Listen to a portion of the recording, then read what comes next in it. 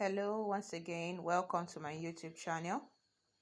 Today we'll be looking at functions, how to create and use Python user-defined functions for data analysis. We'll be looking at creating the function, writing the code within the function, importing or calling the function, and we'll look at the best way to write a print statement when dealing with a function. Now let's start with the first one, creating functions and its parameters. First and foremost, why use function? Well, in object-oriented programming, it's very good to use function because it makes it easy for you to edit your code or make corrections. So your code is divided into different parts that perform specific functions. So when there's an error in the code, you take it part by part and it's easier for you to detect the problem and resolve it. But when the whole code is written in one page on one line, you have to start scrolling from top to bottom to find where the error is. And that can be very strenuous.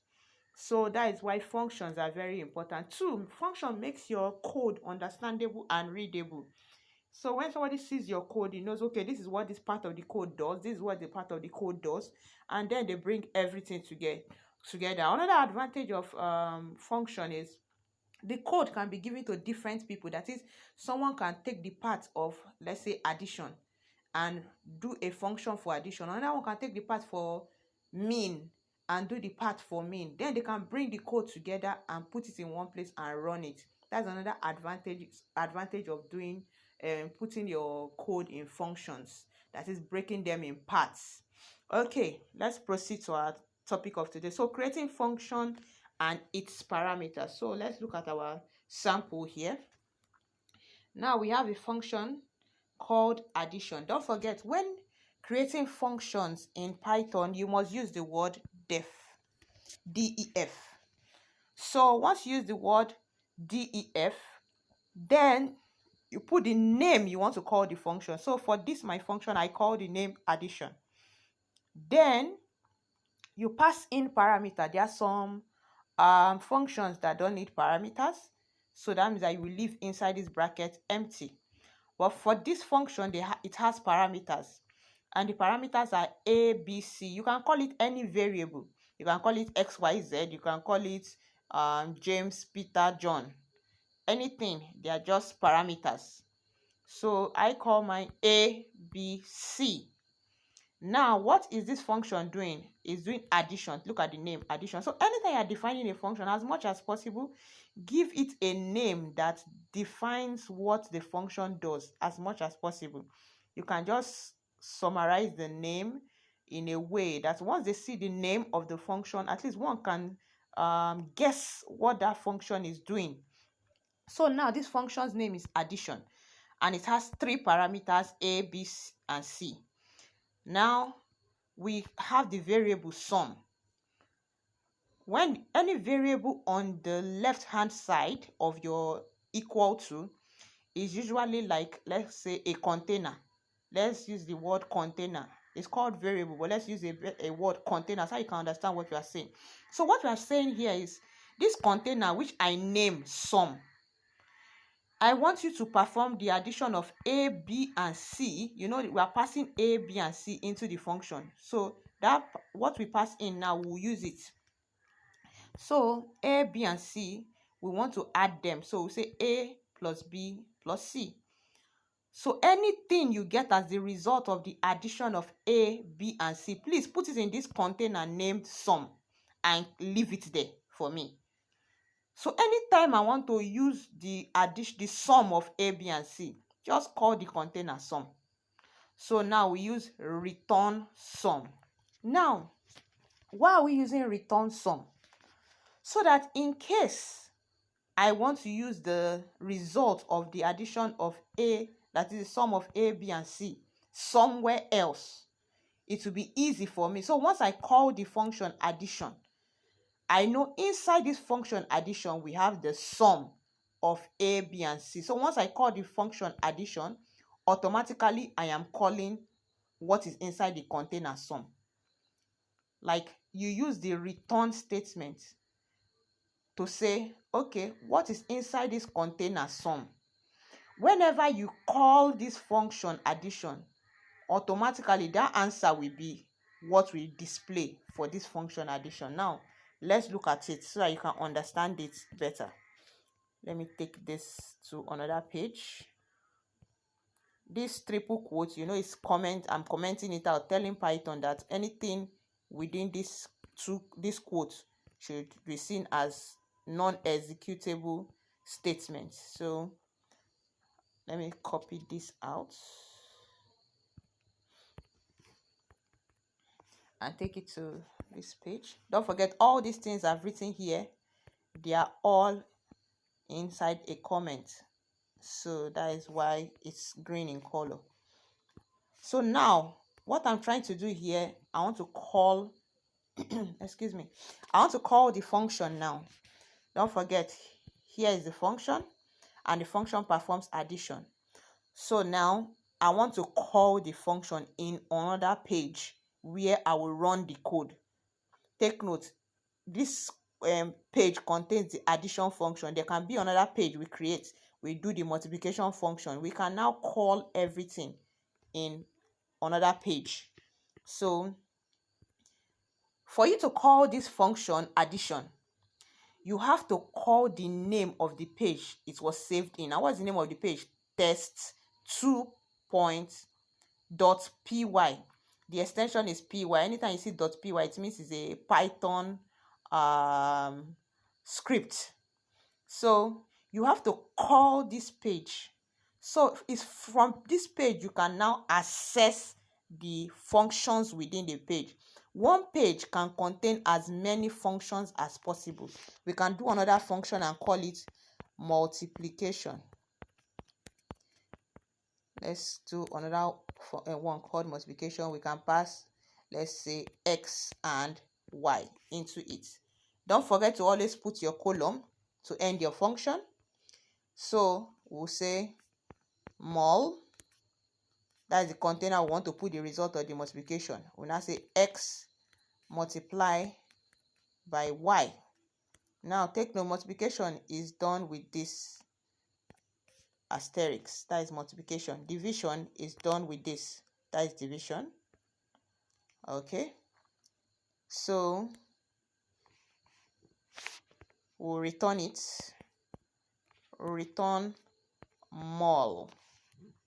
So now in only this page we have addition function and we have multiplication function. Now we want to call the addition function. So that's what we did here. What we are going to do first, you are going to import the page where those functions are. And what's the name of the page? Test2. This is it here. You can see the name here, test2. So we are calling it in another page now. So import test2. So once you import test2, it means you can now access every function within test2. Just the way we have the Python built library, that is inbuilt library, pandas. Once you call pandas, you can now use any function within pandas, like reading a CSV file and so on and so forth. So here we are calling the import test2. We are trying to say, oh yeah, open the test2 script. We want to access the functions within them. So now we call the function addition. So for you to call the function addition, you have to say the name of the test script, which is test2 dot the function within it. Don't forget, we have two functions, the addition and multiplication. So the function we are calling here is addition. That's what we are calling. And you must put this bracket because addition has this bracket, this parameter. So look at it here. So if you are calling the function, you are calling everything from here like this. You copy the addition up to the parameters, but minus the column. You won't add the column when calling it. So it's just going to be addition and its parameters. So this line of code called the function addition. So from here to here, that's how we call the function. So we call the name of the script test2 dot one of the function within that test2 script. And then we are assigning this whole result to the variable called result. That is, we are putting it in this container called result. So now, what is this A, B, and C? Take note, when you call this function, we don't know what A, B, and C is. Look at it here. We say sum A plus B plus C. So what is A, B, and C? That is where, before you call any function, you must specify what should be sent as its parameter. So we are assigned 2 to A. We say let A be 2, let B be 6, and let C be 9. So anywhere A, B, and C are found, 2, 6, and 9 will be put there. So now take note, we call the function addition. So now we are putting 2, 6, and 9 into it. So what is going to happen when you run this code is that it will now take the 2, 6, and 9 that you put into this place. So Python will now go back to this test2, impute the 2, 6, and 9 here. And when you add 2, 6, and 9, the total is 17. Let's run the code so you will see the total there. You can see the answer, 17. So that 17 is put into this container sum. And we are telling the code that it should return sum. So it means when you call this function addition, what will now be there inside it is the result of the A, B, and C. So that is what happened here. So when we call the function addition and we put the 2, 6, and 9 into it, and it performed the sum operation, then it returns that 17 back to the function, to this place. So what will now be inside this place after the operation has been performed is 17. So we are now assigning 17 to the container result. We are now assigning 17, which is the sum of A, B, and C. We are now assigning it. So inside this result now will now be 17. So we now come to this line of code and say print result. So once it prints result, what is inside result is 17. So once you print, it is 17 that will show. So that is how we had the 17 that showed here. Now, don't forget we have two functions within this script. So we can say, okay, we want to call the multiplication function. So let's call the multiplication function here. Take note, before you can call any function, number one, remember to import the script where it is written, and we've already done that here.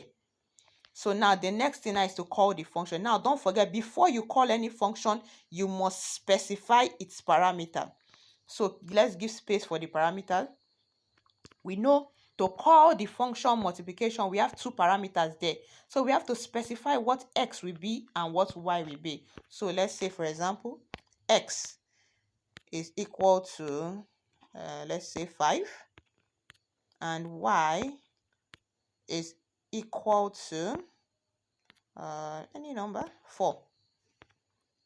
Now let's call the function. So to call the function, you must say test2.